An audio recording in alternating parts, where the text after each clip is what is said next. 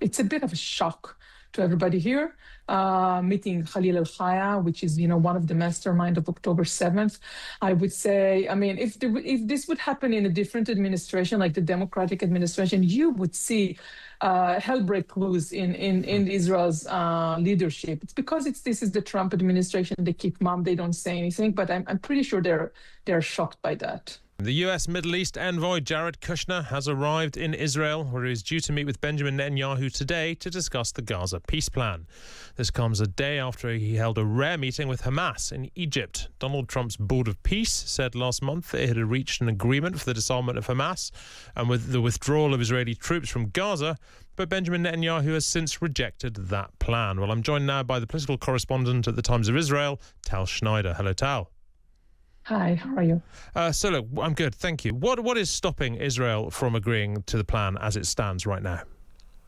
They want to see the entire Hamas operation being dismantled and the terrorists being disarmed from all of their weapons before they can move any needle in Gaza. The threat to the Israeli, citizen is so big because of what Hamas did on October 7th, the massacre, and the way they entered into Israel and took people captive. So they want to make sure that the terrorists are not in power anymore, which is not the case at the moment. What would that look like? What are we talking about? Are we talking about like a delivery of huge amounts of arms, of the surrendering of sort of missiles and rifles, or are we talking about the surrendering of people? What do you think? It's about bringing back the arms. It's about not being able to build new rockets. They had tons of tunnels, underground tunnels. They still have them, in which they held the people who were abducted. They held them alive in underground, like 50 meters underground for 2 years. So they want to make sure those tunnels are not holding more of ammunition, money, an operation to capture more people. So it's the entire, I think, mostly about the ability to produce weapons, but also the technological abilities and the operational abilities. Sure. How optimistic can the US be that Jared Kushner can make some progress here? Because his appointment has always been sort of somewhat controversial. Is he well liked by Benjamin Netanyahu? What's their relationship like?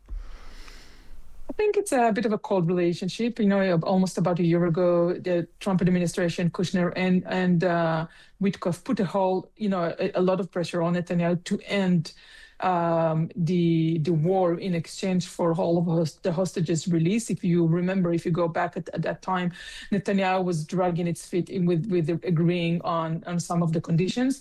But the biggest condition was disarmament of Hamas.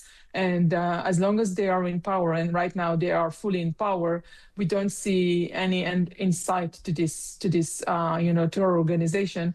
Plus, I have to tell you, there is election going on in Israel right now, and there is a broad discontent from the way things are going in Gaza. So it's not only the prime minister. If you look into the opposition, they want to see the Hamas disarmed. So there's like a major support for disarmament of Hamas. And as long as you don't see that happening, you're going to have a huge political problem inside Israel. So I think the way Kushner can press Netanyahu, it's a bit limited at this point of time.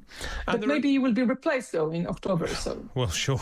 Look, the relationship between Benjamin Netanyahu and Donald Trump, would it be fair to say that too has perhaps slightly deteriorated over the course of the past year? I think it's on cold terms at the moment. It's not as warm as it was, mainly because of the Iranian war, not because of the Gaza situation. But Trump kept on giving Netanyahu some, broad compliments during this time as well. So we don't know if it's a game or what is it. I'm pretty sure that the administration is aware to the fact that there is a contender that is leading in the poll, and that's not Netanyahu, as I said. So maybe they learned their lessons from Hungary, where they supported the outgoing prime minister, and it didn't work for them. Right now, Netanyahu may lose election. We don't know that for sure, but it's in the cards at the moment. So, maybe they see that and they think, we should stay a little bit out of the political game inside Israel. Finally, Tal, Kushner meeting Hamas officials as he did yesterday, like I said. Would the Netanyahu government, would Israel generally be in favor of that, or would they mind that? It's a bit of a shock to everybody here, meeting Khalil al-Khaya, which is, one of the mastermind of October 7th. I would say, I mean, if this would happen in a different administration, like the Democratic administration, you would see hell break loose in Israel's leadership. It's because this is the Trump administration. They keep mum. They don't say anything, but I'm pretty sure they're shocked by that.